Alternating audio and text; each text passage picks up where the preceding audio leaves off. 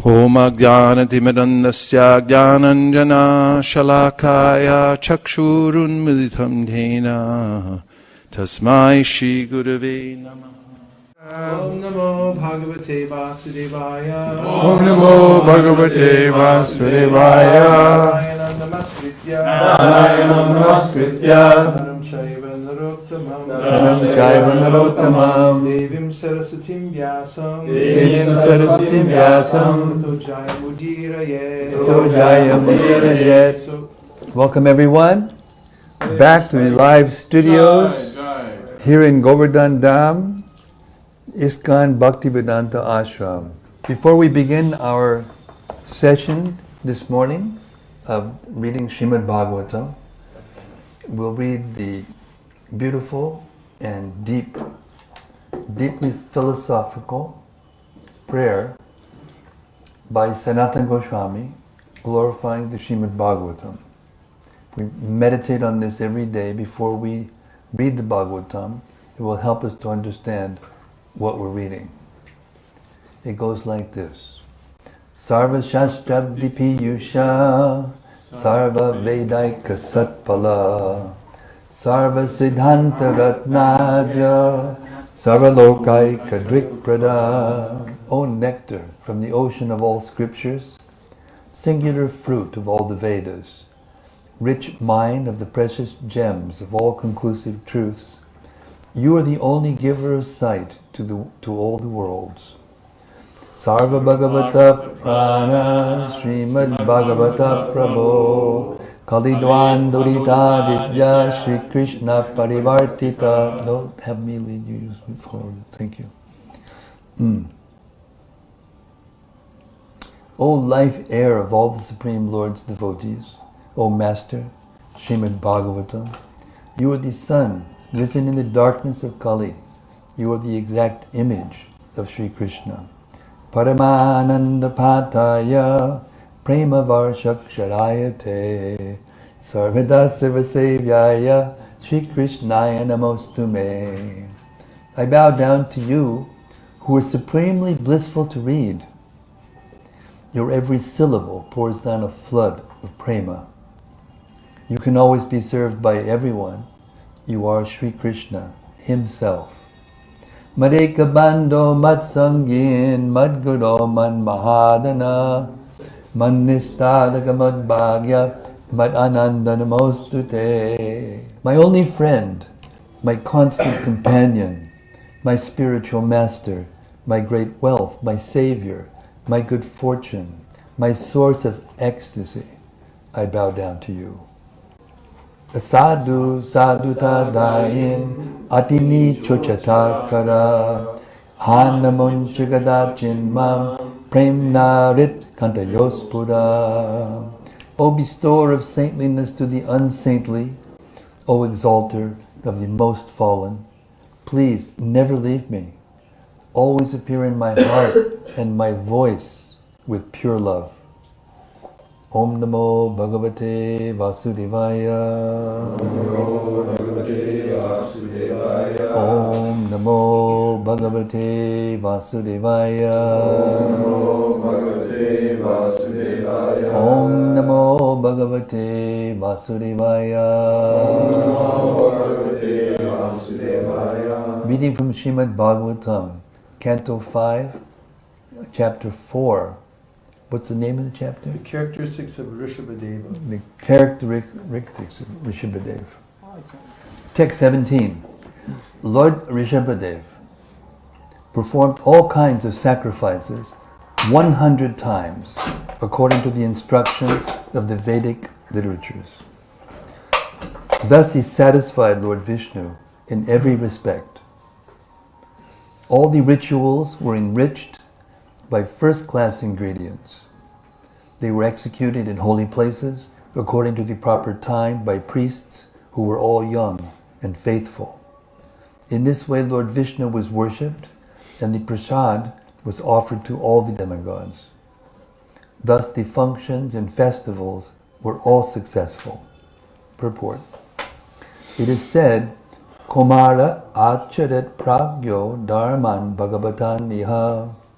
A ritual should be performed by young men, even boys, at a tender age in order for the ritual to be performed successfully. From childhood, people should be trained in Vedic culture, especially in devotional service. In this way, one can perfect one's life. A Vaishnava does not disrespect the demigods, but on the other hand, he is not so foolish that he accepts each and every demigod as the Supreme Lord. The Supreme Lord is master of all demigods. Therefore, the demigods are his servants.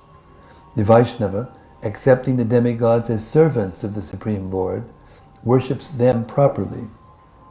In the Brahma Samhita, the important demigods, Lord Shiva, Lord Brahma, and even the incarnations and expansions of Lord Krishna like Mahavishnu, Garbhodakashai Vishnu, and all the other Vishnu tattvas, as well as the Shakti tattvas like Durga Devi, are all worshipped by the process of worshipping Govinda with the words Govindam Adi Purusham Tamaham Bhajami.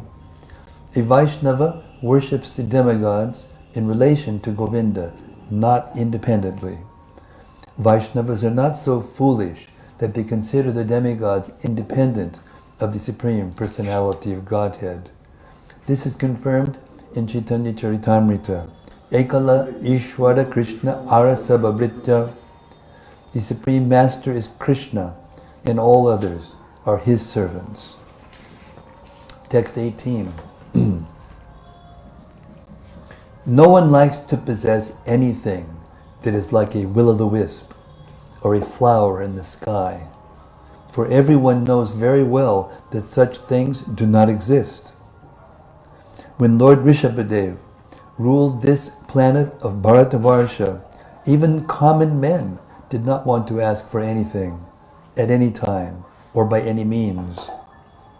No one ever asks for a will-o'-the-wisp. In other words, everyone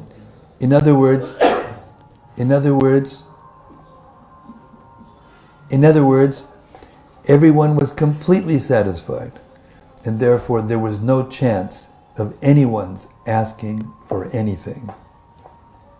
The people were absorbed in great affection for the king. Since this affection was always expanding, they were not inclined to ask for anything. Purport. In Bengal, the word Godha Dimba is used, which means the egg of a horse. Since a horse never lays an egg, the word Godha Dimba actually has no meaning. In Sanskrit, there is a word kapushpa, which means the flower in the sky. No flower grows in the sky, therefore no one is interested in asking for kapushpa or Godha Dimba. During the reign of Maharaja Rishabhadev, people were so well equipped that they did not want to ask for anything. They were immensely supplied with all necessities for life due to King Rishabhadeva's good government. Consequently, everyone felt full satisfaction and did not want anything. This is the perfection of government. If the citizens are unhappy due to bad government, the heads of government are condemned. During these democratic days, monarchy is disliked by the people. But here is an example of how an emperor of the whole world kept all the citizens fully satisfied by supplying the necessities of life and following the Vedic principles. Memo to Trump. Thus everyone was happy during the reign of Maharaja Rishabhadev, the Supreme Personality of Godhead. Text 19. Once, while touring the world, Lord Rishabhadev, the Supreme Lord, reached a place known as Brahmavarta. There was a great conference of learned Brahmanas at that place, and all the king's sons attentively heard the instructions of the Brahmanas there. At that assembly, within the hearing of the citizens, Rishabhadev instructed his sons, although they were already very well behaved, devoted, and qualified. He instructed them so that in the future they could rule the world very perfectly. Thus he spoke as follows. Purport. The instructions of Lord Rishabhadev to his sons are very valuable if one wants to live peacefully within this world, which is full of miseries. In the next chapter, Lord Rishabhadev gives his sons these valuable instructions. Thus end the Bhaktivedanta purports of the 5th canto, 4th chapter of Srimad Bhagavatam, entitled The Characteristics of Rishabhadev, the Supreme Personality of Godhead.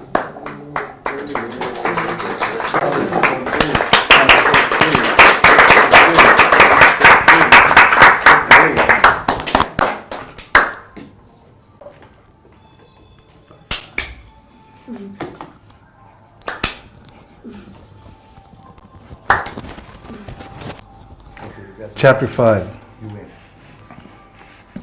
Lord Rishabhadev's teachings to his sons.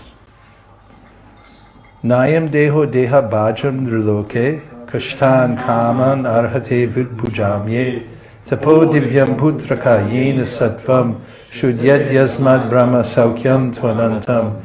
Lord Rishabhadev told his sons, my dear boys, of all the living entities who have accepted material bodies in this world, one who has been awarded this human form should not work hard day and night simply for sense gratification, which is available even for dogs and hogs that eat stool.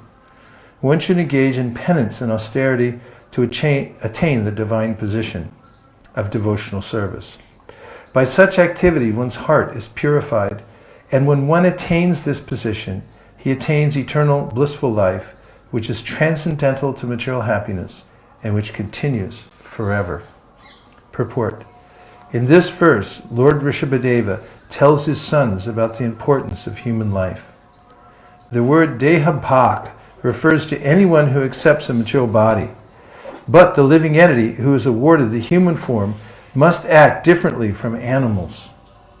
Animals like dogs and hogs enjoy sense gratification by eating stool. After undergoing severe hardships all day, human beings are trying to enjoy themselves at night by eating, drinking, having sex, and sleeping. At the same time, they have to properly defend themselves. However, this is not human civilization. Human life means voluntarily practicing suffering for the advancement of spiritual life. There is, of course, suffering in the lives of animals and plants, which are suffering due to their past misdeeds. However, human beings should voluntarily accept suffering in the form of austerities and penances in order to attain the divine life. After attaining the divine life, one can enjoy happiness eternally. After all, every living entity is trying to enjoy happiness. But as long as one is encaged in the material body, he has to suffer different kinds of misery. A higher sense is present in the human form. We should act according to superior advice in order to attain eternal happiness and go back to Godhead. It is significant in this verse that the government and the natural guardian, the father, should educate subordinates and raise them to Krishna consciousness. Devoid of Krishna consciousness, every living being suffers in this cycle of birth and death perpetually. To relieve them from this bondage and enable them to become blissful and happy, Bhakti Yoga should be taught. A foolish civilization neglects to teach people how to rise to the platform of Bhakti Yoga. Without Krishna consciousness, a person is no better than a hog or dog. The instructions of Rishabhadeva are very essential at this present moment. People are being educated and trained to work very hard for sense gratification, and there is no sublime aim in life. A man travels to earn his livelihood, leaving home early in the morning, catching a local train, and being packed into a compartment. He has to stand for an hour or two in order to reach his place of business. Then again, he takes a bus to get to the office. At the office, he works hard from 9 to 5. Then he takes 2 or 3 hours to return home. After eating, he has sex and goes to sleep. For all this hardship, his only happiness is a little sex. Yanmaitunadi griyamedi sukham hitucham. Rishabhadev clearly states that human life is not meant for this kind of existence, which is enjoyed even by dogs and hogs. Indeed, dogs and hogs do not have to work so hard for sex. A human being should try to live in a different way and should not try to imitate dogs and hogs. The alternative is mentioned. Human life is meant for tapasya, austerity, and penance. By tapasya, one can get out of the material clutches. When one is situated in Krishna consciousness, devotional service, his happiness is guaranteed eternally. By taking to bhakti yoga, devotional service, one's existence is purified. The living entity is seeking happiness life after life, but he can make a solution to all his problems simply by practicing bhakti yoga. Then he immediately becomes eligible to return home, back to Godhead. As confirmed in Bhagavad Gita 4.9, Janma karma cha me divyam evam yo vedi tattvataha tyakva deham punar janma naiti mameti sarjuna. One who knows the transcendental nature of my appearance and activities does not, upon leaving the body, take his birth again in this material world, but attains my eternal abode, O Arjuna. Text number 2. Mahatsevam dvara mahorva muktes tamo dvaram yoshitam sangi sangam mahantaste samachita prashanta vimanya vaksudra daksada bhoye. One can attain the path of liberation from material bondage only by rendering service to highly advanced spiritual personalities. These personalities are impersonalists and devotees. Whether one wants to merge into the Lord's existence or wants to associate with the personality of Godhead, one should render service to the Mahatmas. For those who are not interested in such activities, who associate with people fond of women and sex, the path to hell is wide open. The Mahatmas are equipoised. They do not see any difference between one living entity and another. They are very peaceful and are fully engaged in devotional service. They are devoid of anger, and they work for the benefit of everyone. They do not behave in any abominable way. Such people are known as Mahatmas.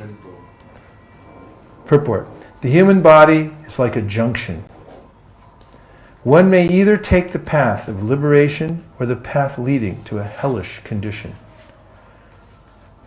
How one can take these paths is described herein.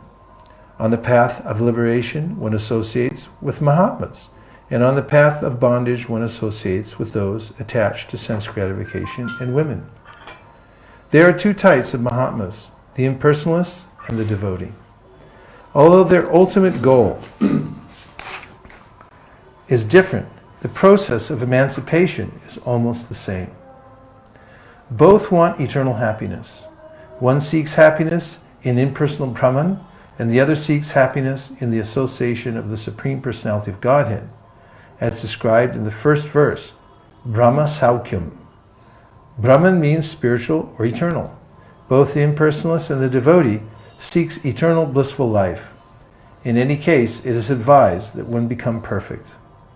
In the words of Chaitanya Charitamrita, Asatsanga tyag e Vaishnavachar, Sri Sangha eka asadu Krishna bhakta ar. To remain unattached to the modes of material nature, one should avoid associating with those who are asat, materialistic. There are two kinds of materialists. One is attached to women and sense gratification, and the other is simply a non-devotee. On the positive side is association with Mahatmas, and on the negative side is the avoidance of non-devotees and women hunters. Krishna Chakravarti Thakur says, regarding this paradigm, that just as it's more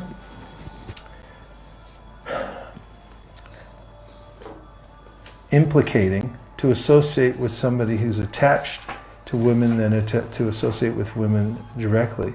So similarly, it's more beneficial to associate with devotees than to associate with directly with the Lord. Nice. Interesting. 3. Yeva mayishe krita sauridarta janeshu deham bharavartikeshu griheshu jayat majarati matsu na priti yukta yavarartascha loke. Those who are interested in reviving Krishna consciousness and increasing their love of Godhead do not like to do anything that is not related to Krishna. They are not interested in mingling with people who are busy maintaining their bodies, eating, sleeping, mating, and defending. They are not attached to their homes, although they may be householders, nor are they attached to wives, children, friends, or wealth. At the same time, they are not indifferent to the execution of their duties. Such people are interested in collecting only enough money to keep the body and soul together. Purport. Whether he is an impersonalist or devotee, one who is actually interested in advancing spiritually should not mingle with those who are simply interested in maintaining the body by means of the so-called advancement of civilization. Those who are interested in spiritual life should not be attached to homely comforts in the company of wife, children, friends, and so forth. Even if one is a grihasta and has to earn his livelihood, he should be satisfied by collecting only enough money to maintain body and soul together. One should not have more than nor less than that. As indicated herein, a householder should endeavor to earn money for the execution of bhakti yoga. Shravanam kirtanam Vishnu smaranam padasevanam archanam bandhanam dasyam sakyam atma nivedanam. A householder should lead such a life that he gets full opportunity to hear and chant. He should worship the deity at home, observe festivals, invite friends in, and give them prasad. A householder should earn money for this purpose, not for sense gratification. 4. Nunam brahmatat kurute vikarma yadindriya pritaya apranoti nasara manye yata atmano yam asannapi kleshada asadeha. When a person considers sense gratification the aim of life, he certainly becomes mad after materialistic living and engages in all kinds of sinful activity. He does not know that due to his past misdeeds he has already received a body which, although temporary, is the cause of his misery. Actually, the living entity should not have taken on a material body, but he has been awarded the material body for sense gratification. Therefore, I think it not befitting an intelligent man to involve himself again in the activities of sense gratification by which he perpetually gets material bodies one after another. Purport. Begging, borrowing, and stealing to live for sense gratification is condemned in this verse because such consciousness leads one to a dark, hellish condition. The 4 sinful activities are illicit sex, meat eating, intoxication, and gambling. These are the means by which one gets another material body that is full of miseries. In the Vedas it is said, Asango Hyayam Purushaha. The living entity is not really connected with this material world, but due to his tendency to enjoy the material senses, he is put into the material condition. One should perfect his life by associating with devotees. He should not become further implicated in the material body. Parabhavastavad bodhajato yavana jignasata atma tattvam yavat kriyasthavadidam manovai karmatmakam yena sharira bandha.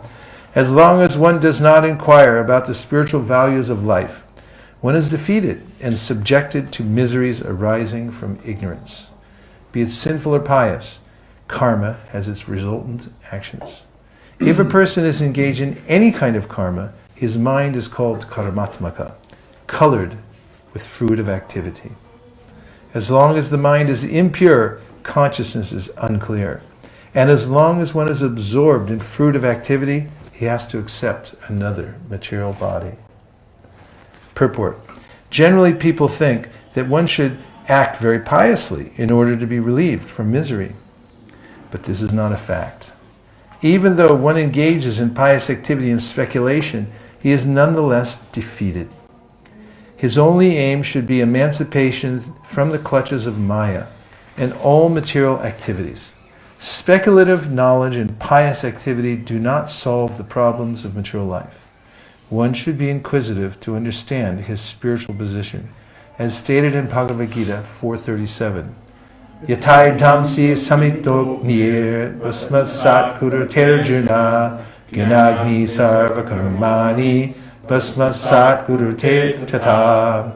As a blazing fire turns firewood to ashes, O Arjuna, so does the fire of knowledge burn to ashes all reactions to material activities. Unless one understands the self and its activities, one has to be considered in material bondage. In Srimad Bhagavatam 10.2.32, it is said, Yene ravindaksha vamuktamaninas tvayasta bhavaravashuta budaya. A person who doesn't have knowledge of devotional service may think himself liberated, but actually he is not. Aruya krishena parampadam tata patantyato nadrita yushmarangraya. Such people may approach the impersonal Brahmana effulgence, but they fall down again into material enjoyment because they have no knowledge of devotional service. As long as one is interested in karma and jnana, he continues enduring the miseries of material life: birth, old age, disease, and death. Karmis certainly take on one body after another. As far as jnanis are concerned, unless they are promoted to the topmost understanding, they must return to the material world.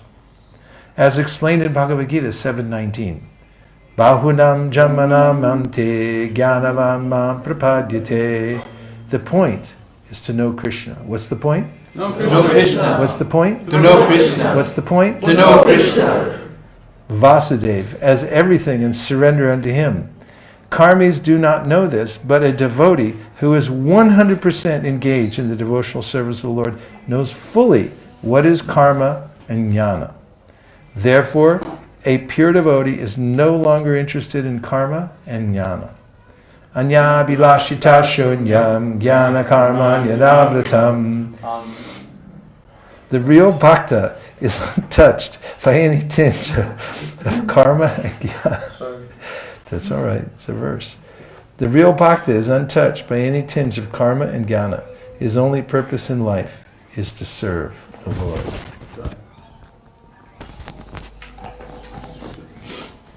Well done.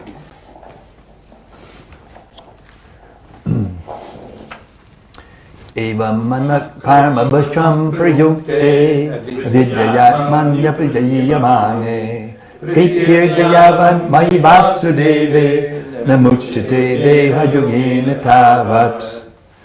When the living entity is covered by the mode of ignorance, he does not understand the individual living being and the supreme living being, and his mind is subjugated by fruitive activity. Therefore, until one has love for Lord Vasudeva, who is none other than myself, he is certainly not delivered from having to accept a material body again and again. Purport. When the mind is polluted by fruitive activity, the living entity wants to be elevated from one material position to another. Generally, everyone is involved in working hard day and night to improve his economic condition. Even when one understands the Vedic rituals, he becomes interested in promotion to heavenly planets, not knowing that one's real interest lies in returning home, back to Godhead. By acting on the platform of fruitive activity, one wanders throughout the universe in different species and forms. Unless he comes in contact with the devotee of the Lord, a guru, he does not become attached to the service of Lord Vasudeva. Knowledge of Vasudeva requires many births to understand. As confirmed in Bhagavad Gita 7.19, Vasudeva Savamiti Samahatma Sidurlabhaha. After struggling for existence for many births, one may take shelter at the lotus feet of Vasudeva, Krishna. When this happens, one actually becomes wise and surrenders unto him. That is the only way to stop the repetition of birth and death. This is confirmed in Chaitanya Charitamrita, in the instructions given by Sri Chaitanya Mahaprabhu to Srila Rupa Goswami at Dashashwamedha Ghat. Brahmande Brahmite Konya Bhagyavan Jeev Guru Krishna Prasadi Poy Bhakti Lata Bij. The living entity wanders throughout different planets in different forms and bodies. But if by chance he comes in contact with a bona fide spiritual master, by the grace of the spiritual master, he receives Lord Krishna's shelter and his devotional life begins. Text 7. Yada napashyat janyata gudeham swarte pramatak sahasapi paschit katasmitir vindati tatra tapan asadyamaitunyam agadam agyaha. Even though one may be very learned and wise, he is mad if he does not understand that the endeavor for sense gratification is a useless waste of time. Being forgetful of his own interest, he tries to be happy in the material world, centering his interests around his home, which is based on sexual intercourse, and which brings him all kinds of material miseries. In this way, one is no better than a foolish animal. Purport. In the lowest stage of devotional life, one is not an unalloyed devotee. Anyabhila chita shunyam jnana karma jnanavritam. To be an unalloyed devotee, one must be freed from all material desires and untouched by fruitive activity and speculative knowledge. On the lower platform, one may sometimes be interested in philosophical speculation with a tinge of devotion. However, at that stage, one is still interested in sense gratification and is contaminated by the modes of material nature. The influence of Maya is so strong that even a person advanced in knowledge actually forgets that he is Krishna's eternal servant. Therefore, he remains satisfied in his householder life, which is centered around sexual intercourse. Conceding to a life of sex, he agrees to suffer all kinds of material miseries due to ignorance. One is thus bound by the chain of material laws. Text 8. Pumsastriya matuni bhavametam tayor mito hridaya grantim ahu ato grihat kshetra vitstapta vitaya janasya moho yamaham mameti. The attraction between male and female is the basic principle of material existence.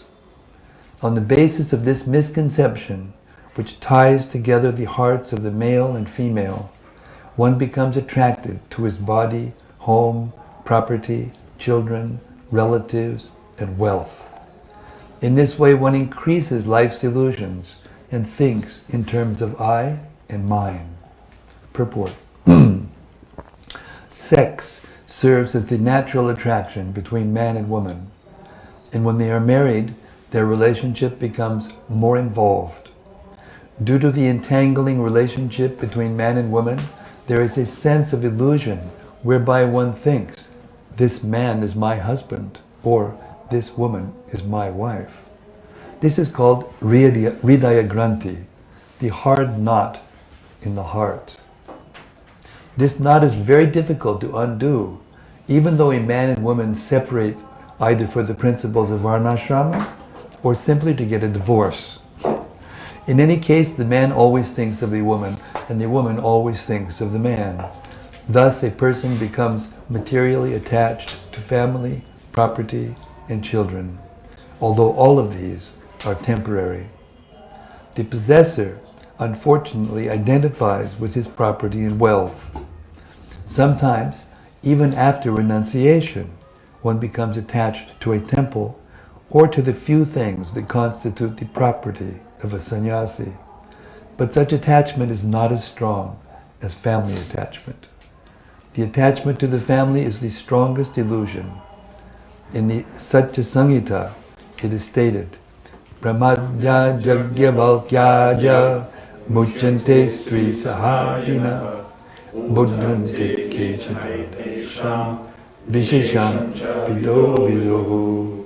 Sometimes it is found among exalted personalities like Lord Brahma that the wife and children are not a cause of bondage. On the contrary, the wife actually helps further spiritual life and liberation.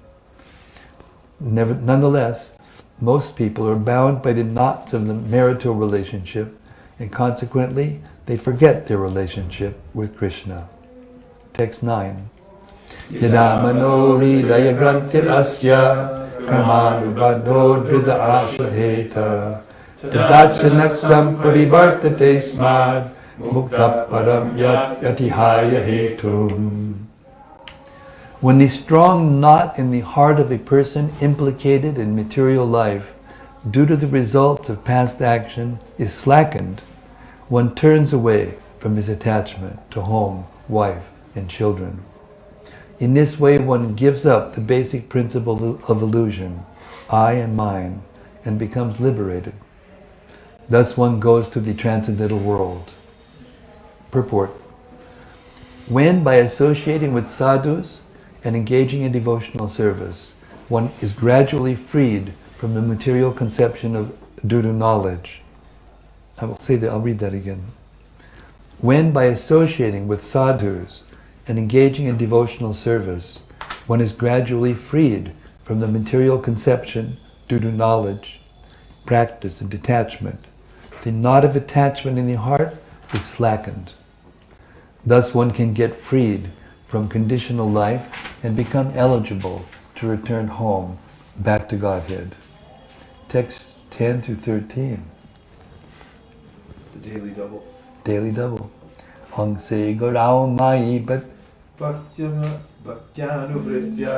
Krishna dvandva titikshaya cha savat prajantor vyasanagatya tinjaksaya tapasat militya mat karma virmat kariyasya nityam madheva sangajuna kirtanane Naivarya samyo pashamena putra Shihasaya deha gihatma buddhahe Anyatma yogena vibhakta sevaya Pranindriyatma vijayena sadhyak Sachchatraya brahmachayena shashvat Asampramadena yamena vasham Sarvatra madbhava vichakshanena Jnanena vijnana virajnena Yogena dvityudhyama sattva yukto Lingam prayuhe kushalohamakyam.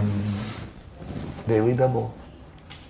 O my sons, you should accept a highly elevated Paramahamsa, a spiritually advanced spiritual master. In this way, you should place your faith and love in me, the Supreme Personality of Godhead. You should detest sense gratification and tolerate the duality of pleasure and pain, which are like the seasonal changes of summer and winter. Try to realize the miserable condition of living entities who are miserable even in the higher planetary systems. Philosophically, inquire about the truth. Then undergo all kinds of austerities and penances for the sake of devotional service. Give up the endeavor for sense enjoyment and engage in the service of the Lord. Listen to discussions about the Supreme Personality of Godhead and always associate with devotees. Chant about and glorify the Supreme Lord and look upon everyone equally on the spiritual platform. Give up enmity and subdue anger and lamentation. Abandon identifying the self with the body and the home and practice reading the revealed scriptures.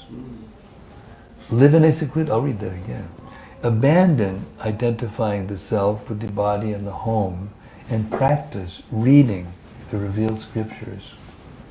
Live in a secluded place and practice the process by which you can completely control your life air, mind, and senses. Have full faith in the revealed scriptures, the Vedic literatures, and always observe celibacy. Perform your prescribed duties and avoid unnecessary talks. Always thinking of the Supreme Personality of Godhead, acquire knowledge from the right source. thus practicing Bhakti Yoga, you will patiently and enthusiastically be elevated in knowledge and will be able to give up the false ego. Purport. In these 4 verses, Rishabhadev tells his sons how to become free from the false ego in material conditioned life. One gradually becomes liberated by practicing as mentioned above. All these prescribed methods enable one to give up the material body, lingam vyapohet, and be situated in his original spiritual body. First of all, one has to accept a bona fide spiritual master. This is advocated by Srila Rupa Goswami in his Bhakti Rasamrita Sindhu, Shri Guru Padashrayaha. To be freed from the entanglement of the material world, one has to approach a spiritual master. Tad vijnanartam sagurun eba bigachet. By questioning the spiritual master and by serving him, one can advance in spiritual life. When one engages in devotional service, naturally the attraction for personal comfort, for eating, sleeping, and dressing is reduced. By associating with the devotee, a spiritual standard is maintained. The word Maddeva Sangat is very important. There are many so-called religions devoted to the worship of various demigods. But here, good association means association with one who simply accepts Krishna as his worshipable deity. Another important item is dvandva titiksha. As long as one is situated in the material world, there must be pleasure and pain arising from the material body. As Krishna advises in Bhagavad Gita, tangs titikshasya bharata, one has to learn how to tolerate the temporary pains and pleasures of this material world. One must also be detached from his family and practice celibacy. Sex with one's wife, according to the scriptural injunctions, is also accepted as brahmacharya, celibacy. But illicit sex is opposed to religious principles, and it hampers advancement in spiritual consciousness. Another important word is vijnana virajita. Everything should be done very scientifically and consciously. One should be a realized soul. In this way one can give up the entanglement of material bondage.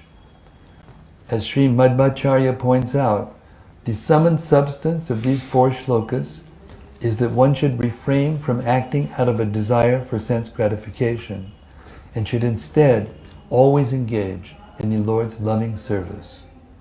In other words, Bhakti Yoga is the acknowledged path of liberation. Srila Madhvacharya quotes from the Adhyatma, Atmano vihitam karma varjayit manja karmanaha kamasya cha parityago niritit ahurutamaha utamaha. One should perform activities only for the benefit of the soul. Any other activity should be given up. When a person is situated in this way, he is said to be desireless. Actually, a living entity cannot be totally desireless, but when he desires the benefit of the soul and nothing else, he is said to be desireless. Spiritual knowledge is vijnana samanvitam. Thank you. When one is fully equipped with jnana and vijnana, he is perfect. Jnana means that one understands the Supreme Personality of Godhead, Vishnu, to be the Supreme Being.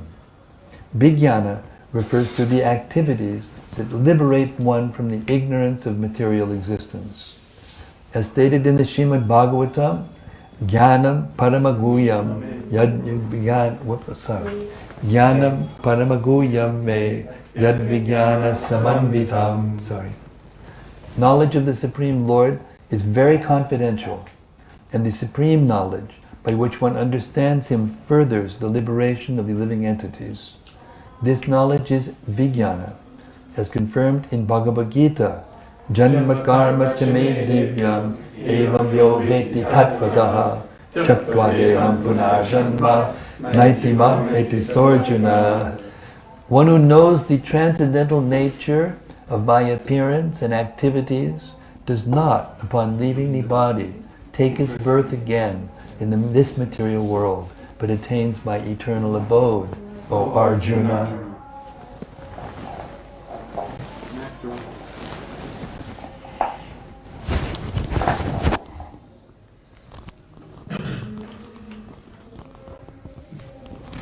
I was asked to make a special prayer for Kalindi, Devi Dasi in Dallas, because her mother was just going into a very risky surgery right about now. So I prayed to Srila Prabhupada Giriraj and to all the great devotees, please protect her mother, bring her, keep her under their shelter. Everyone who agrees with this, please say Hare Krishna. Hare Krishna. May it be so. Thank you. Om Tat Sat.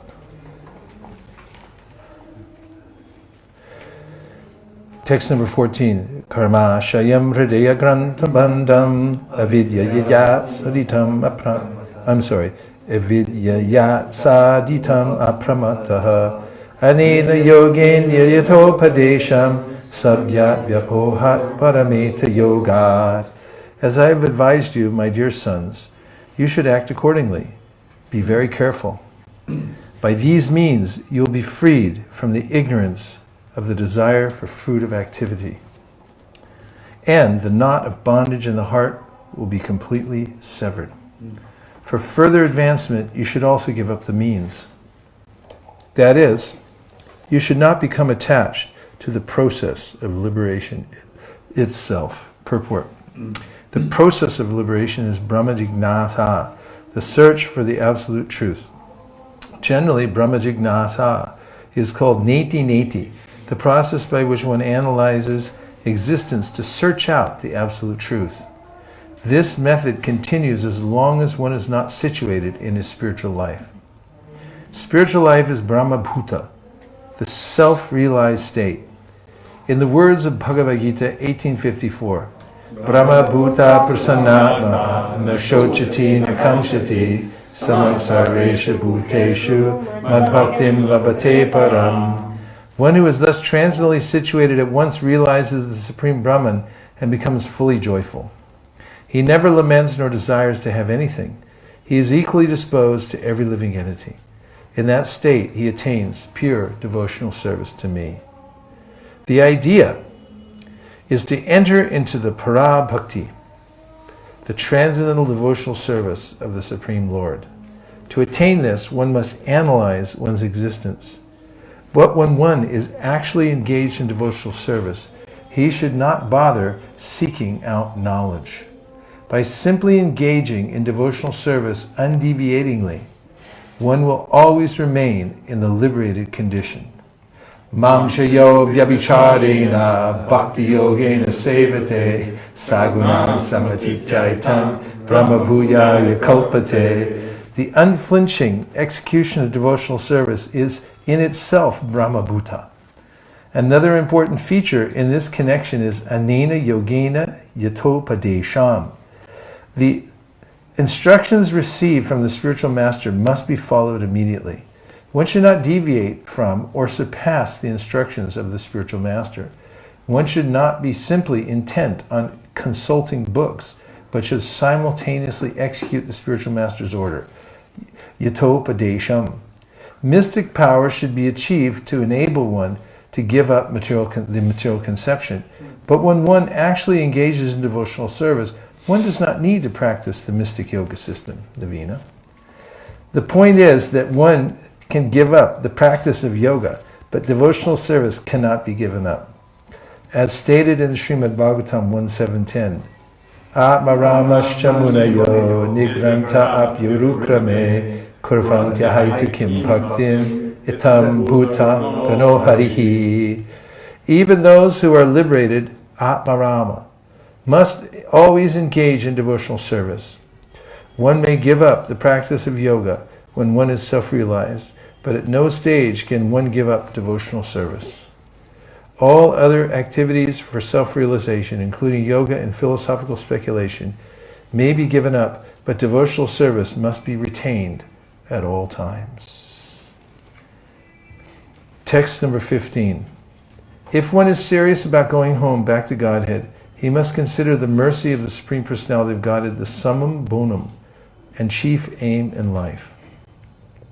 If he is a father instructing his sons, a spiritual master instructing his disciples, or a king instructing his citizens, he must instruct them as I have advised.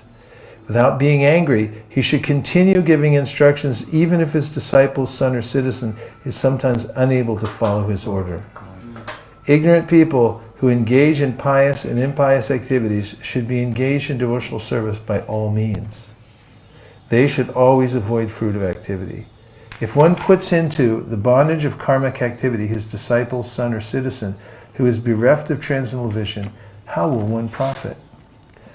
It is like leading a blind man to a dark well and causing him to fall in. Purport. In the Bhagavad Gita 3:26, it is stated, Nabhudi Bedam Janayed Ajnanam Karma Sangidam Joshayat Sarva Karmani Vidvam Yukta Samachara. Let not the wise disrupt the minds of the ignorant who are attached to fruit of action. They should be encouraged to not to refrain from work, but to work in the spirit of devotion. And now we'll take a few reflections. Anything that you heard so far that's stuck in your mind? There's a few things there. Yes, Shamya Pras. I like how in purport to, and there was so many things, but just one thing from 13, Prabhupada says, knowledge of the Supreme Lord is very confidential, and the supreme knowledge by which one understands Him furthers the liberation of all living entities. Say it again. Knowledge of the Supreme Lord is very confidential, and the supreme knowledge by which one understands Him furthers the liberation of all living entities. Can you tell why you found that extraordinary, and can you unpack it a little bit? I can try. Thank you. I mean, I just really appreciated that Prabhupada says that the knowledge by which one understands Krishna furthers the liberation of all living entities. It's like as soon as somebody approaches devotional service, it's good for everybody. It's good for them. It's good for everybody attached to them. It's good for everybody they meet, everyone they pray for. It just becomes absolutely good. It's great. Fantastic. I heard Gopi Brahmana once say that Vyasadeva, he very rarely went out of his cave. I mean, he came down to Hastinapur a couple of times, or a few times. And Haridas Thakur, he was preaching also, but he was spending a lot of time just chanting. But they, by their wonderful devotional service, could influence the whole world. I really like this last verse. It really touched me, this verse. He says about instructing subordinates. It's a really important verse. Without being angry, he should continue giving instructions. Even his disciple, son, or citizen is sometimes unable to follow his order. Ignorant people who engage in so like that. And also, one could take this for oneself also, even though the mind senses may be very stubborn. We know we have the right intention, and we keep at the process of devotional service, even if we're not at first successful. We also have to be a little forgiving of our own ineptitude. I don't know if that can be plural, can it? Ineptitude. And go on with the process, because there's a way of becoming morose and unproductive in practicing. Think, I'm not good enough, so I might as well quit, or I might as well just go back into sense gratification altogether. What are the things? Yes? Do you think you should repeat back the reflections, because Kinshana Krishna? A Kinshana Krishna? So, Kinchi's here. a little difficult to hear. Give him the crowd. This is for Kinshana. A little difficult to hear the reflections of the devotees. He may hold the world record for going around Govardhan. Okay, so, well, anyway, I was just saying, so I'll, we'll repeat them from now on. Sorry, Kinshana Krishna Prabhu. Okay, what else? Realize my heart is filled with Goda Dimba. He says his heart is filled with Goda Dimba. So we call it Goda Dimba Das. Godadimba means The horse that lays eggs. the horse that lays Eggs eggs. of the horse. It's just whimsy. It's something that's never going to happen. Or the sky flowers. Kapushpa. What is it? Pushpa. Kash Pushpa and Godadimba. Those two devotees, they hang out together. Godadimba Das and Akash Pushpa Das. Went out, slept under the canopy all day, came back, took prasadam, went to bed again. Yes. 2 points. Put Madhva on the... Sorry. 2 points. 2 points Speak for out. Madhva. One thing is that we should, if we speak out Project. loudly and clearly and Like you're a project, thespian. we- You're- I will. Yes. Yeah, and you have the voice to do it. You can do it. One is act scientifically and consciously, which means, like I understand it, that we are not ready immediately to act on something until we organize it well in our head and become really aware of it, become conscious. Otherwise, we do things which may produce maybe even the opposite result or something. So this is nice to keep in mind. Scientifically and consciously, the process is meant to be followed. Otherwise, alpavidya bhayankaram. You may misunderstand something and go somewhere else because you misunderstood the instructions. And the other one is that one should not only consult books but execute the order of the guru, which is like main principle to make it work. Sometimes we read books, we know many things, and we think we can find our way, but actually this active principle of spiritual life. If you do not follow the order, even though you consult books and everything, it's... I would like to ask Vaisesika Hold on. Prabhu. I would like to ask Vaisesika. Hold on. Here. Gotta move the mic fast. I would like to ask Vaisesika You don't have Prabhu. to hold your mouth right down here. I know. It's too loud. Right here. This is my reaction. I wanted Vaisesika Prabhu to elaborate on what he just said. Which part of what he just said? You have to repeat it again for me to remember.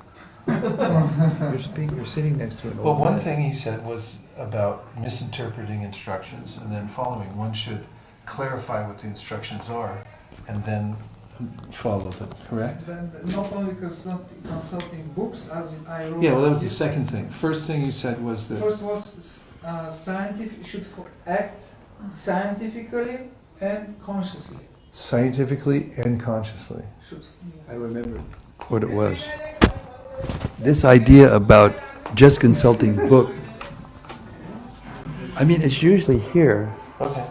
So, this idea about consulting books and not consulting the spiritual masters. So, I would like the Vaisesika Prabhu to elaborate on this a little bit, because it seems to me that sometimes the emphasis may be on knowledge, or the accumulation of knowledge, rather than learning how to act.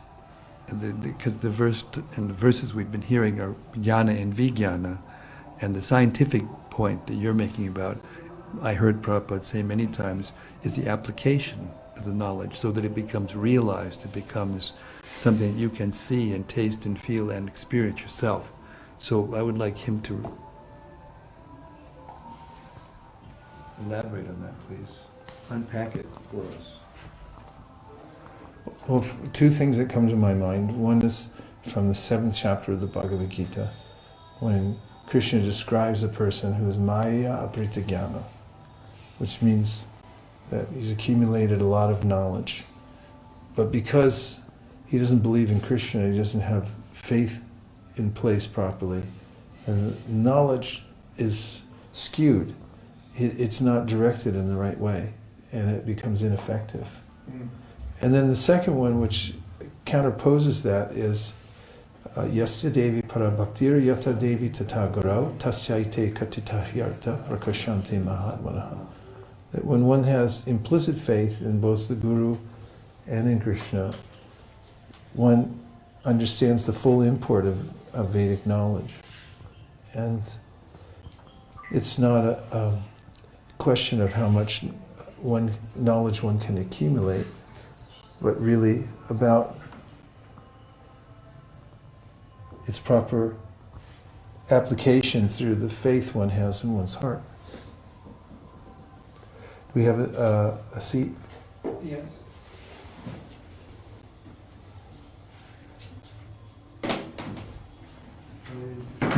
Why did you ask me to unpack it?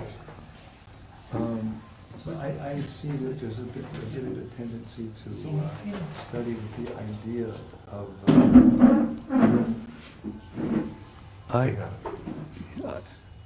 I see a danger in studying books in order to accumulate knowledge, or what's the word I was going to use?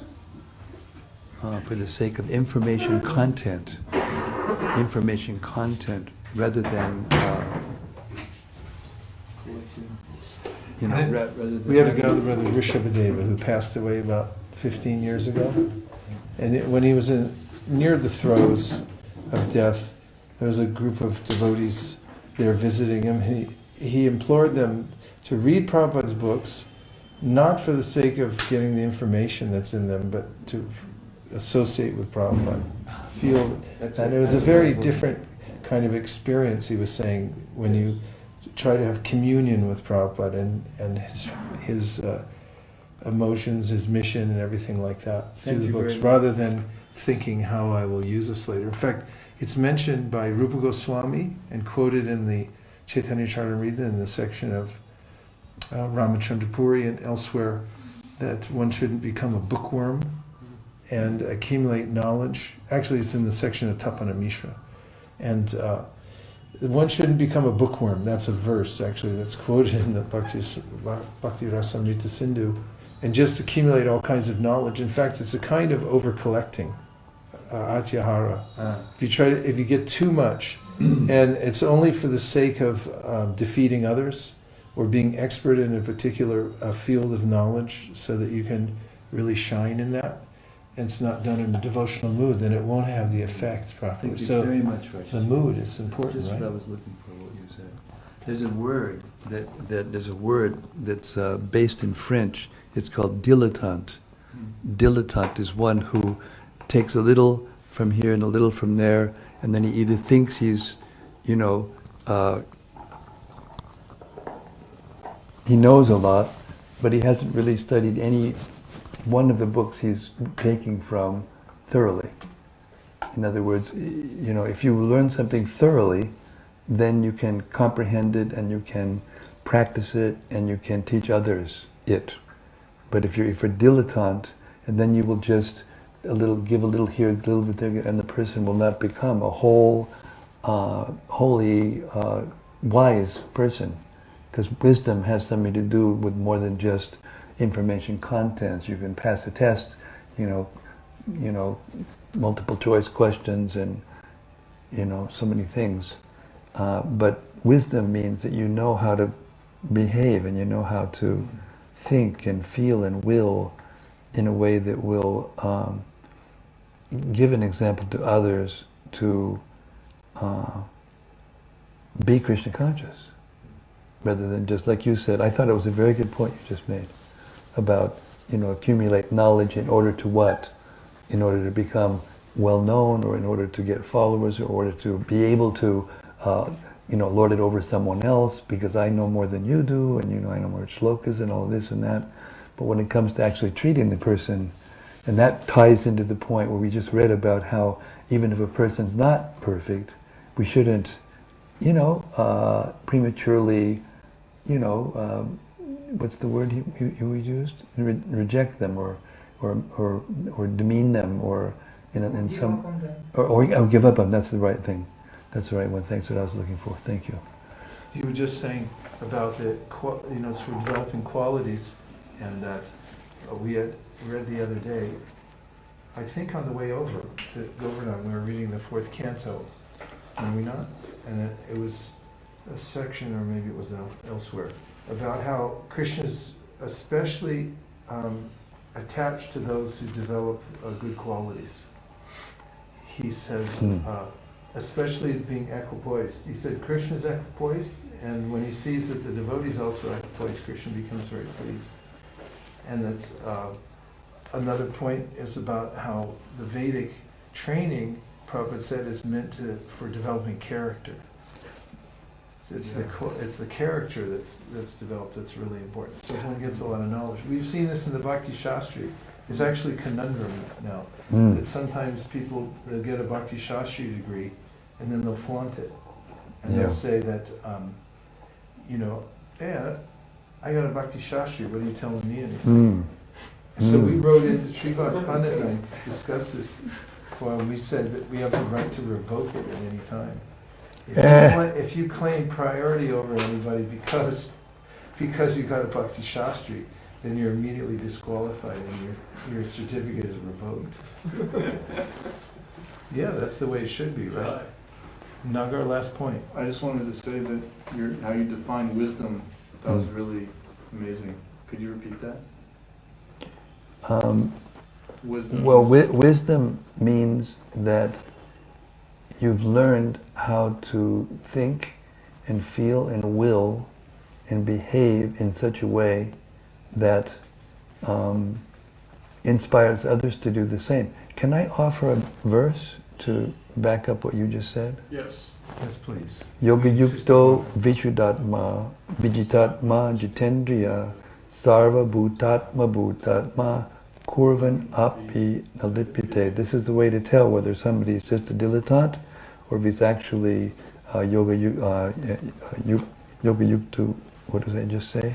Vishuddhatma, vijitatma jitendriya. In other words, if one is simple and is engaged in devotional service and controls his senses, he becomes dear to everyone and everyone becomes dear to him. So this other thing, this dilettante thing, he thinks of himself as something special and he puts down others, or he sees others as less important or less, and then then he gets entangled. But the last line of that verse was, Kurvan api nalipite. Even though doing things, even though being active and doing things, he doesn't become entangled. He doesn't become, implicated in the results, in the reactions. Nicely quoted. Sadhu, sadhu. Sadhu, sadhu. Did it time. Time for the Gayatri break. We'll be back here at 25 after. Om Namo Bhagavate Vasudevaya. Welcome back. We're continuing with our reading of the Srimad Bhagavatam. We're on the canto number 5, and this is chapter 5, Lord Rishabhadeva's teachings, taking up at text number 16 with Kesava Bharati Maharaj reading. Text 16. Due to ignorance, I'll wait till Vrindavan comes in, gets settled. Hare Krishna Vrindavan. You must be really happy to be in Vrindavan. Yeah. Vrindavan. It was actually last minute ticket. Wow. Yeah. Lucky you, huh? Yeah. Hare Krishna. Anyway, we're really happy to have you here. Me too. I'm really happy to be here. Well, that's good. We missed you. I haven't seen you in such a long time. Yeah. Okay, we're on verse 16 now. Everybody, Hear ye, hear ye. hear ye, hear ye. Due to ignorance, the materialistic person does not know anything about his real self-interest, the auspicious path in life. He is simply bound to material enjoyment by lusty desires, and all his plans are made for this purpose. For temporary sense gratification, such a person creates a society of envy, and due to this mentality, he plunges into the ocean of suffering. Such a foolish person does not even know about this. Purport. The word nashta drishtihi, meaning one who has no eyes to see the future, is very significant in this verse. Life goes on from one body to another, and the activities performed in this life are enjoyed or suffered in the next life, if not later in this life. One who is unintelligent, who has no eyes to see the future, simply creates enmity and fights with others for sense gratification. As a result, one suffers in the next life. But due to being like a blind man, he continues to act in such a way that he suffers unlimitedly. Such a person is a mudha, one who simply wastes his time and does not understand the Lord's devotional service. As stated in Bhagavad Gita 7:25, Naham prakasha sarvasya yogamaya samaritaha mudoyam nabijanati logomam ajam abhyayam. I am never manifest to the foolish and unintelligent. For them I am covered by my eternal creative potency, Yogamaya. And so the deluded world knows me not, who am unborn and infallible. In the Katha Upanishad, it is also said, Avidyayam antare vartamana swayam didak panditam manyamanaha. Although ignorant, people still go to other blind men for leadership. I'll read that again. That's a good one. Although ignorant, people still go to other blind men for leadership. As a result, both are subjected to miserable conditions. The blind lead the blind into a ditch. What's known as democracy. Yeah. Idiocracy. Text 17. If someone is ignorant and addicted to the path of samsara, how can one who is actually learned, merciful, and advanced in spiritual knowledge engage him in fruitive activity and thus further entangle him in material existence? If a blind man is walking down the wrong path, how can a gentleman allow him to continue on his way to danger? How can he approve this method? No wise or kind man can allow this. Another dimension of wisdom. Text 18. Guru nasasyat swajanas nasasyat pitana sasyat janani nasasyat daivam nadasyan napatishya sasyan namochayat yak samupeta mrityum. One who cannot deliver his dependence from the path of repeated birth and death should never become a spiritual master, a relative, a father, a husband, a mother, or a worshipable demigod. Purport. There are many spiritual masters, but Rishabhadeva advises that one should not become a spiritual master if he is unable to save his disciple from the path of birth and death. Unless one is a pure devotee of Krishna, he cannot save himself from the path of repeated birth and death. Tyaktva deham punarjanma naitimamiti sorjana. One can stop birth and death only by returning home, back to Godhead. However, who can go back to Godhead unless he understands the Supreme Lord in truth? Janma karma chame divyam evam vo viditattvadaha. We have many instances in history illustrating Rishabhadev's instructions. Shukracharya was rejected by Bali Maharaj due to his inability to save Bali Maharaj from the path of repeated birth and death. Shukracharya was not a pure devotee. He was more or less inclined to fruitive activity, and he objected when Bali Maharaj promised to give anything to Lord Vishnu. Everything. Did I say anything?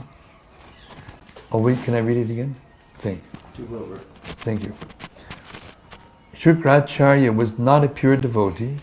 He was more or less inclined to fruitive activity, and he objected when Bali Maharaj promised to give everything to Lord Vishnu. Actually, one is supposed to give everything to the Lord, because everything belongs to the Lord. Consequently, the Supreme Lord advises in Bhagavad Gita, Yat karoshi yadishnasi, yat jahosi dadasi yat tapasya sikonteya, kat gurucha madarpanam, O son of Kunti, all that you do, all that you eat, all that you offer and give away, as well as all austerities that you may perform, should be done as an offering unto me. This is bhakti. Unless one is devoted, he cannot give everything to the Supreme Lord. Unless one can do so, he cannot become a spiritual master, husband, father, or mother. Similarly, the wives of the Brahmanas who were performing sacrifices gave up their relatives just to satisfy Krishna. This is an example of a wife rejecting a husband who cannot deliver her from the impending dangers of birth and death. Similarly, Prahlad Maharaj rejected his father, and Bharati Maharaj rejected his mother, Janani Nasa Syat. The word Daivam indicates a demigod or one who accepts worship from a dependent. Ordinarily, the spiritual master, husband, father, mother, or superior relative accepts worship from an inferior relative. But here Rishabhadeva forbids this. First, the father, spiritual master, or husband must be able to release the dependent from repeated birth and death. If he cannot do this, he plunges himself into the ocean of reproachment for his unlawful activities. Everyone should be very responsible and take charge of his dependents, just as a spiritual master takes charge of his disciples, or a father takes charge of his son. All these responsibilities cannot be discharged honestly unless one can save the dependent from repeated birth and death. Text 19. My transcendental body, Satchidananda Vigraha, looks exactly like a human form, but it is not a material human form body. It is inconceivable. I am not forced by nature to accept a particular type of body. I take on a body by my own sweet will. My heart is also spiritual, and I always think of the welfare of my devotees. Therefore, within my heart can be found the process of devotional service, which is meant for the devotees. Far from my heart, I have abandoned irreligion, adharma, and non-devotional activities. They do not appeal to me. Due to all these transcendental qualities, people generally pray to me as Rishabhadev, the Supreme Personality of Godhead, the best of all living entities. What a verse. Purport. Should we read it again? Yeah, why not? Should we? I was asking. Did you have an answer? Why are you asking? I'm just curious. I didn't ask, he asked. Why did he ask? You have to ask him. Why did he ask? How should I know? Because it was so wonderful. We'll go on. Purport. In this verse, the words idam shariram mamadur vibhavyam are very significant. Generally, we experience two energies, material energy and spiritual energy.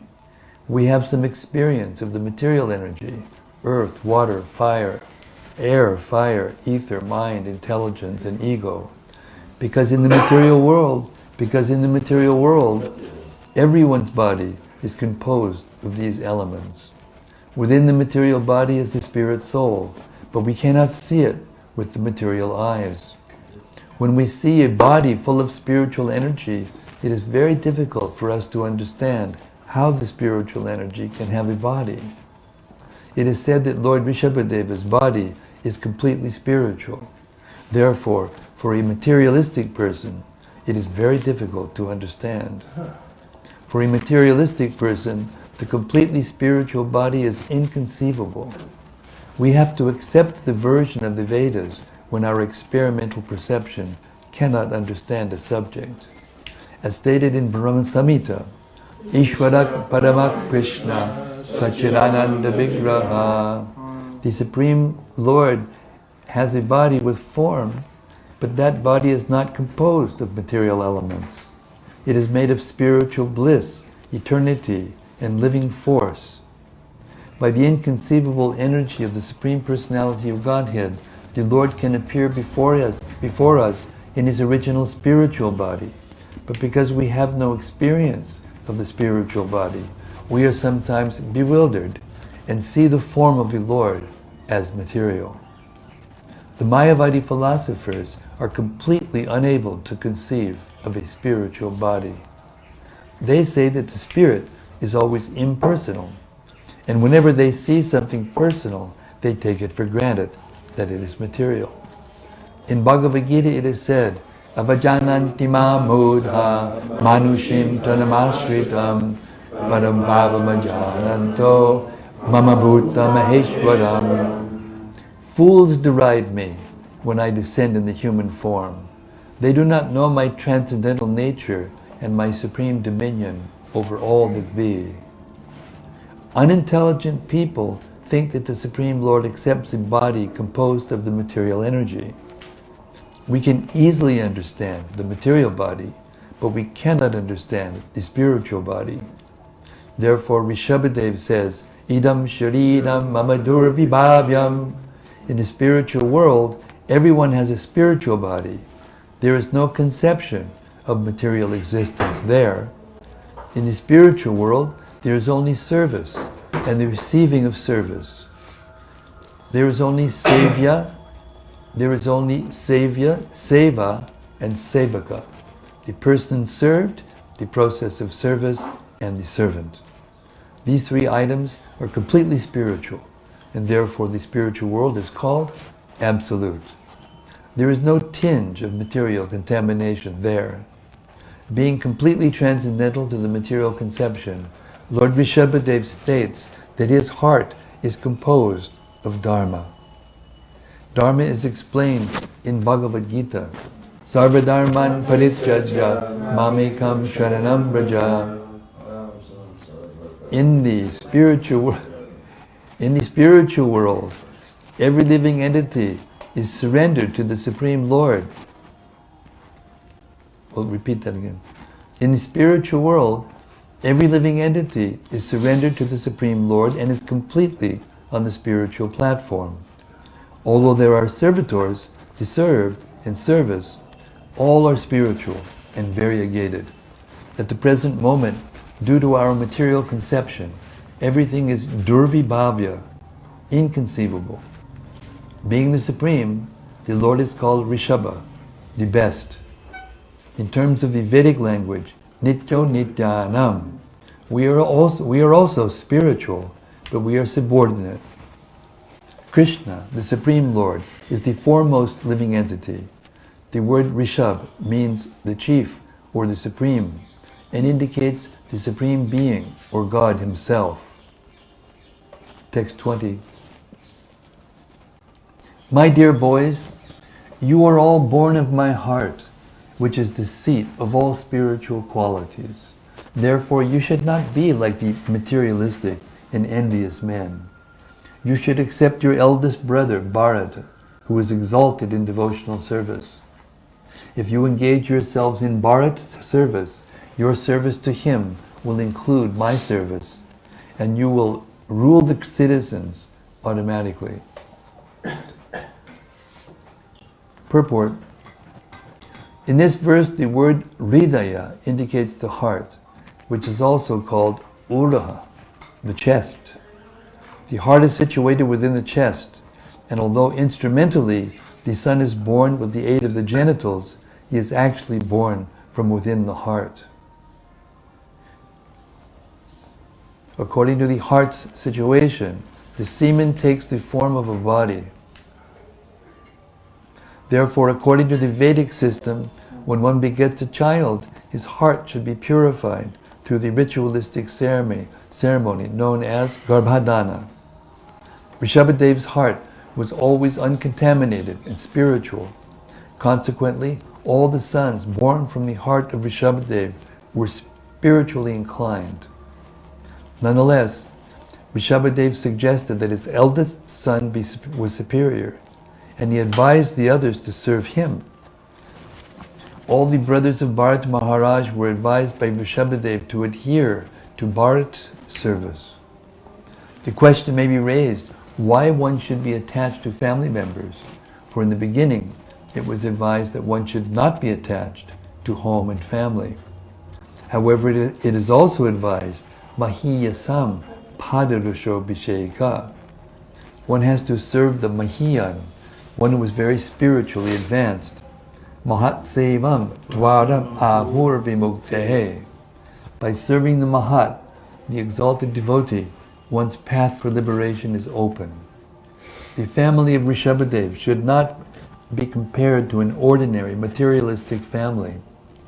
Bharati Maharaj, Rishabhadev's eldest son, was specifically very exalted. For this reason, the other sons were advised to serve him for his pleasure. That was to be their duty. The Supreme Lord was advising Bharati Maharaj to be the chief ruler of the planet. This is the real plan of the Supreme Lord. In the battle of Kurukshetra, we find that Lord Krishna wanted Maharaj Yudhishthira to be the supreme emperor of this planet.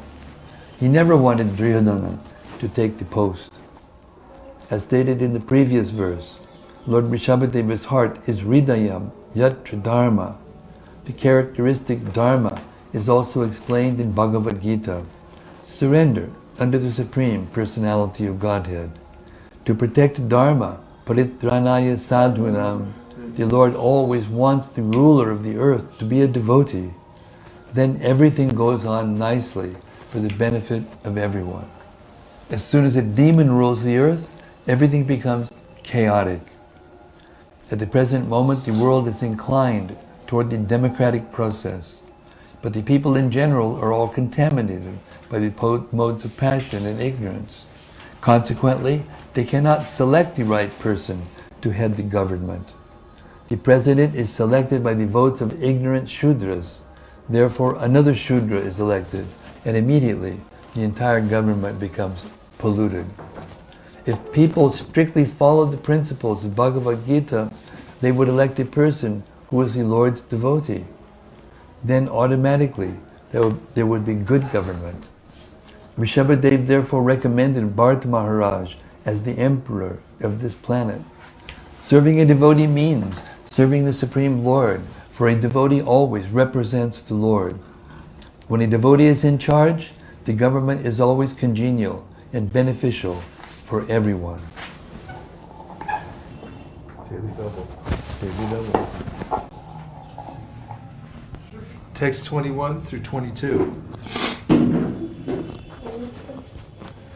Everyone okay? Yes.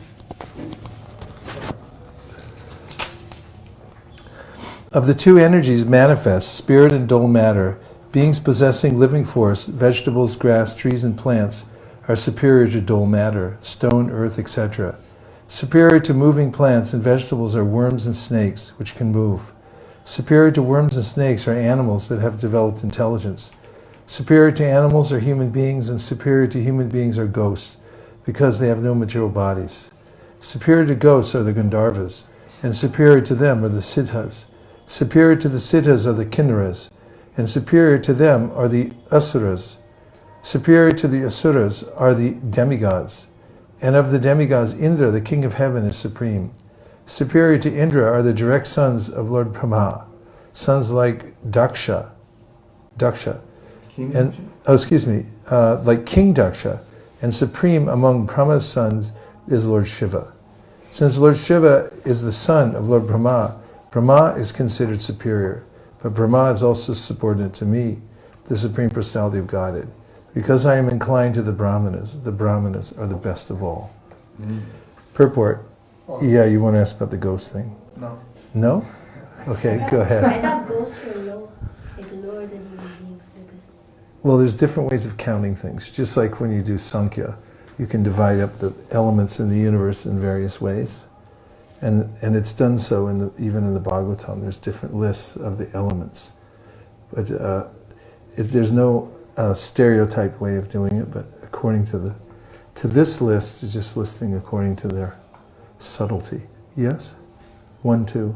Well, I was going to ask about, even on that level, if one is more subtle than another, how are the Siddhas rated lower than the Asuras? That was my confusion. Well, let's hear the purport first. I'm sorry. Anything else? Yes. Because they were listed different living entities, and I was thinking that it's relevant to ask those 400,000 human forms among the 8 millions, and what are those human forms? There's no answer to that. Okay. Not available Okay. so far. Thank you. Purport. Ice not available. No ice. In this verse, the Brahmanas are given a position superior to that of the Supreme Lord. The idea is that the government should be conducted under the guidance of the Brahmanas. Although Rishabhadeva recommended his eldest son, Bharati, as emperor of the earth, he still had to follow the instructions of the Brahmanas in order to govern the world perfectly. The Lord is worshipped as Brahmanya Deva. The Lord is very fond of devotees, or Brahmanas. This does not refer to the so-called caste Brahmanas, but to qualified Brahmanas. A Brahmana should be qualified with the 8 qualities mentioned in text 24, such as Shama, Dhamma, Satya, and Titiksha. The Brahmanas should always be worshipped, and under their guidance, the ruler should discharge his duty and rule the citizens. Unfortunately, in this age of Kali, the executive is not selected by very intelligent people, nor is he guided by qualified Brahmanas. Consequently, chaos results. Thank you. The mass of people should be educated in Krishna consciousness so that according to the democratic process, they can select a first-class devotee like Bharati Maharaj to head the government. If the head of the state is headed by qualified Brahmanas, everything is completely perfect. In this verse, the evolutionary process is indirectly mentioned. The modern theory that life evolves from matter is to some extent supported in this verse because it is stated, Bhuteshu Virudbhyaha. That is, the living entities evolve from vegetables, grass, plants, and trees, which are superior to dull matter. In other words, matter also has the potency to manifest living entities in the form of vegetables. In this sense, life comes out of matter, but matter also comes out of life. As Krishna says in Bhagavad Gita 10.8, Aham sarvasya prabhavo matak sarvam pravartate. I am the source of all spiritual and material worlds. Everything emanates from me. There are 2 energies, material and spiritual, and both originally come from Krishna. Krishna is the supreme living entity, although it may be said that in the material world a living...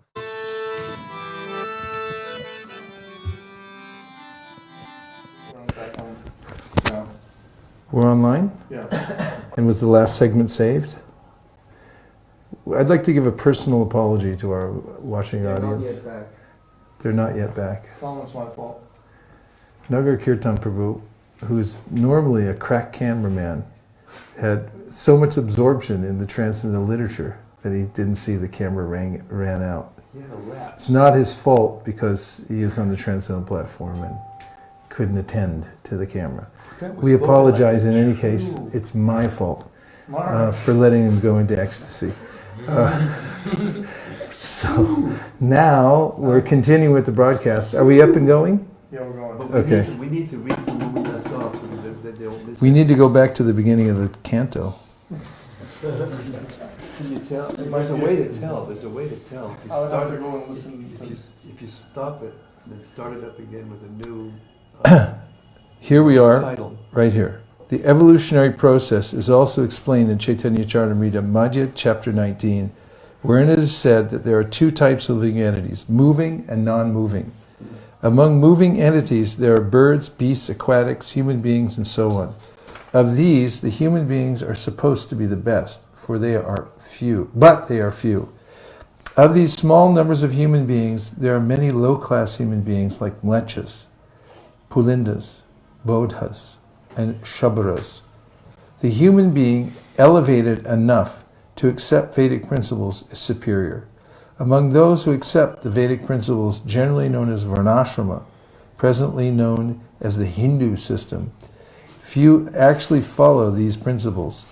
Of those who actually follow the Vedic principles, most follow fruitive activity or pious activity for elevation to a high position. Manushyanam sahasreshu kashid yatati siddhaye. Out of many attached to fruitive activity, one may be ajnani, That is, one philosophically inclined and superior to the karmis. Yatatam api siddhanam kashchin mambeti tatvataha. Out of many jnanis, one may be liberated from the material bondage. And out of many millions of liberated jnanis, one may become a devotee of Krishna. Text number 23. O respectful brahmanas, as far as I am concerned, no one is equal or superior to the brahmanas of this world. I do not find anyone comparable to them. When people know my motive after performing rituals according to the Vedic principles, they offer food to me with faith and love through the mouth of a brahmana. When food is thus offered unto me, I eat it with full satisfaction. Indeed, I derive more pleasure from food offered in that way than from the food offered in the sacrificial fire. Just a short note that a brahmana means someone has the qualities of a brahmana. And we were mentioning it earlier, how Krishna appreciates the quality of a particular person. That's what he's most attracted to. And so anyone who has these qualities, Krishna adores that person and actually eats through them, and he gives all support to such people. According to the Vedic system, after the sacrificial ceremony, the brahmanas are invited to eat the remnants of the offered food. When the brahmanas eat the food, it is to be considered directly eaten by the Supreme Lord. Thus, no one can be compared to qualified brahmanas. The perfection of evolution is to be situated on the Brahminical platform. Any civilization not based on Brahminical culture or guided by brahmanas is certainly a condemned civilization. Presently, human civilization is based on sense gratification, and consequently, more and more people are becoming addicted to different types of things. No one respects Brahminical culture. Demoniac civilization is attached to ugra karma, horrible activities, and big industries are created to satisfy unfathomable lusty desires. Consequently, the people are greatly harassed by governmental taxation. The people are irreligious and do not perform the sacrifices recommended in Bhagavad Gita. Jagnad bhavati parjanya. By the performance of sacrifice, clouds form and rain falls. Due to sufficient rainfall, there is sufficient production of food. Guided by the brahmanas, society should follow the principles of Bhagavad Gita. Then people will become very happy. Anad bhavanti bhutani. When animals and man are sufficiently fed with grains, they become stronger, their hearts become tranquil, and their brains peaceful. They can then advance in spiritual life, life's ultimate destination. Again, Anad bhavanti bhutani, when animals and man are sufficiently fed with grains. Sorry. They become stronger, their hearts become tranquil, and their brains peaceful. They can then advance in spiritual life, life's ultimate destination. Grains is a very subjective term. There's science. Anna just means eating food. Grains also makes you very peaceful and free from Not eating grains? Eating grains makes you satisfied and happy. Otherwise, you can become morose. Yeah. There's research on that. But there's no. Yes, Vrindavan? So I was thinking, it says when you're sufficiently fed with grains, your heart becomes tranquil, because when you're like hungry and then you're listening to Bhagavad Gita, your brain is going to be like, I'm hungry, when the sand in your heart will start beating like super fast, and then after you eat, it'll be like feel peaceful, and then you can like listen to the Bhagavad Gita peacefully. I resonate with that, definitely. Yeah. Yeah. We'll see after how more peaceful we feel. Maybe too peaceful. That's showing across the secret for getting Bhagavatam class. What's that? Huh? Don't eat grains? You eat before you take good class, right?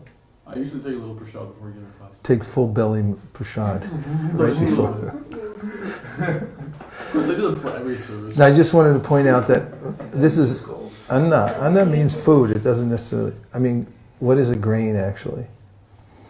There's a big contentious. It's a bit contentious. Cow bean. For instance, like on Ekadashi, don't eat grains. What's a grain? Everyone has a different opinion. So Papaya. If you eat too much. could be Depends on anything. the context of the That's what you usage. see. Eat too much. Text number 24. Debate or no, we move Cast a on. shadow. 3, 2, 1. Quiet on set. The Vedas are my eternal transcendental sound incarnation. Therefore, the Vedas are Shabda Brahma. In this world, the Brahmanas thoroughly study all the Vedas, and because they assimilate the Vedic conclusions, they are to be considered the Vedas personified. The Brahmanas are situated in the supreme transcendental mode of nature, Sattva-guna.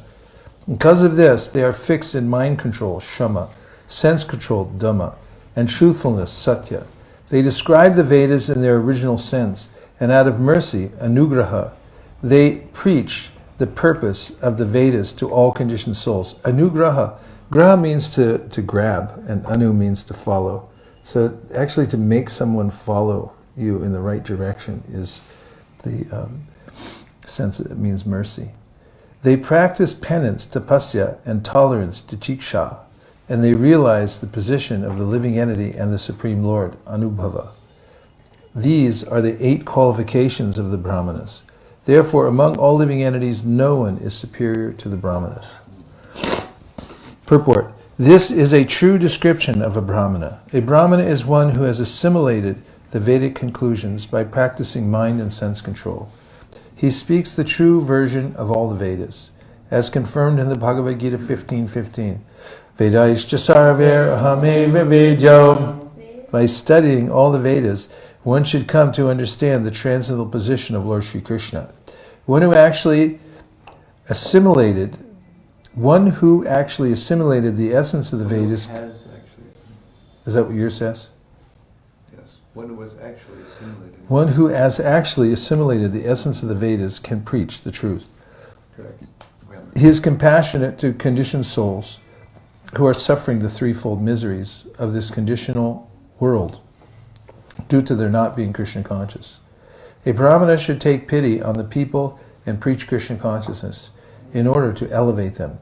Sri Krishna himself, the Supreme Personality of Godhead, personally descends into this universe from the spiritual kingdom to teach conditioned souls about the values of spiritual life. He tries to induce them to surrender unto him. Similarly, the Brahmanas do the same thing. After assimilating the Vedic instructions, they assist the Supreme Lord in his endeavor to deliver conditioned souls. The Brahmanas are very dear to the Supreme Lord due to their high sattva-guna qualities, and they also engage in welfare activities for all conditioned souls in the material world. Super high value on that. Pleasing the Supreme Lord. I am fully opulent, almighty, and superior to Lord Brahma and Indra, the king of the heavenly planets. I am also the bestower of all happiness obtained in the heavenly kingdom and by liberation. Nonetheless, the Brahmanas do not seek material comforts from me. They are very pure and do not want to possess anything. They simply engage in my devotional service. What is the need of their asking for material benefits from anyone else? Purport. The perfect Brahminical qualification is stated herein. Akinchanana mai bhakti bhajam. The Brahmanas are always engaged in the devotional service of the Lord. Consequently, they have no material wants, nor do they possess material things. In Chaitanya Charitamrita, Madhya 11.8, Chaitanya Mahaprabhu explains the position of pure Vaishnavas who are anxious to return home back to Godhead. Niskinchanasya bhagavad bhajano mukasya. Those who actually want to return back to Godhead are nishkinchana, that is, they have no desire for material comfort. Sri Chaitanya Mahaprabhu advises, Sandarshanam Vishayanam Atayoshitam Cha Hanta Hanta Vishabhakshanatopya Sadhu. Material opulence and sense gratification through the association of women are more dangerous than poison. Brahmanas who are pure Vaishnavas always engage in the Lord's service and are devoid of any desire for material gain. The Brahmanas do not worship demigods like Lord Brahma, Indra, or Lord Shiva for any material comfort. They do not even ask the Supreme Lord for material profit. Therefore, it is concluded that the Brahmanas are the supreme living entities of this world. Sri Kapiladev also confirms this in Srimad Bhagavatam 3.29.33. Tasman mayarpite shesha pita shesha kriyartyatma nirantaraha mayarpita mana pungso mayi sanyasa karmanaha na pashyami param bhutam akartu samadarshanath. The Brahmanas are always dedicated to the Lord's service with their bodies, words, and mind. There is no better person than a Brahmana who thus engages himself and dedicates himself to the Supreme Lord. Text 26. My dear sons, you should not envy any living entity, be he moving or non-moving. Knowing that I am situated in them, you should offer respect to all of them at every moment. In this way, you offer respect to me. Purport. In this verse, the word vibhakta drigbihi, meaning without envy, is used. All living entities are the abode of the Supreme Personality of Godhead in His Paramatma feature. As confirmed in the Brahma Samhita, Andantarastam Paramanu Chayantarastam, the Lord is situated in this universe as Garbhodakashayi Vishnu and Kshirodakashayi Vishnu. He is also situated within every atom. He is also situated within every atom. According to the Vedic statement, Ishavashamidang Sarvam, the Supreme Lord is situated everywhere, and wherever He is situated is His temple. We even offer respect to a temple from a distant place, and all living entities should similarly be offered respect. This is different from the theory of pantheism, which holds that everything is God. Everything has a relationship with God because God is situated everywhere. We should not make any particular distinction between the poor and the rich, like the foolish worshippers of Daridra Narayana. Narayana is present in the rich as well as the poor. One should not simply think Narayana is situated among the poor. He is everywhere. An advanced devotee will offer respect to everyone, even to cats and dogs. Vidya Vinaya Sampane, Brahmane Gavihastine, Shuni Chaitra Shupake Cha, Panditat Samadarshinaha. The humble sage, by virtue of true knowledge, sees with equal vision a learned and gentle Brahmana, a cow, an elephant, a dog, and a dog-eater, outcast. This Samadarshina, equal vision, should not be mistaken to mean that the individual is the same as the Supreme Lord. They are always distinct. Every individual person is different from the Supreme Lord. It is a mistake to equate the individual living entity with the Supreme Lord on the plea of viviktadrik samadrik. The Lord is always in an exalted position, even though He agrees to live everywhere. Srila Madhvacharya, quoting Padma Purana, states, Viviktadrishti jivanam jishnataya parameshwarasya vedadrishtihi. One who has clear vision and who is devoid of envy can see the Supreme Lord. One who has clear vision and who is devoid of envy can see that the Supreme Lord is separate from all living entities, although He is situated in every living entity. Madhvacharya further quotes from Padma Purana, Upadayat paratmanam jivebhyo yat pade pade veninaiva vichaitasmat priyo vishnus tu kaschana. One who sees the living entity and the Supreme Lord as always distinct is very dear to the Lord. I'll repeat that. One who sees the living entity and the Supreme Lord as always distinct is very dear to the Lord. Padma. Oh, sorry. Go ahead. Is that the end of the purport? No. Oh, go ahead. Padma Purana also states, Yo haresh chaiva jivanam veda bhakta hare priyaha. One who preaches that the living entities are separate from the Supreme Lord is very dear to Lord Vishnu. Thus ends this morning's reading of the Srimad Bhagavatam, and we'll take it up again at 3:30 Indian Standard Time. Please join us again for this ongoing reading of the Srimad Bhagavatam during Kartik. Thank you very much. Go Premananda. Hari Hari Bol. Nitya Gaura Haribo, Haribo, Haribo, Nitai Gaur, Haribo, Nitai Gaur, Haribo, Haribo, Haribo, Nitai Gaur, Haribo.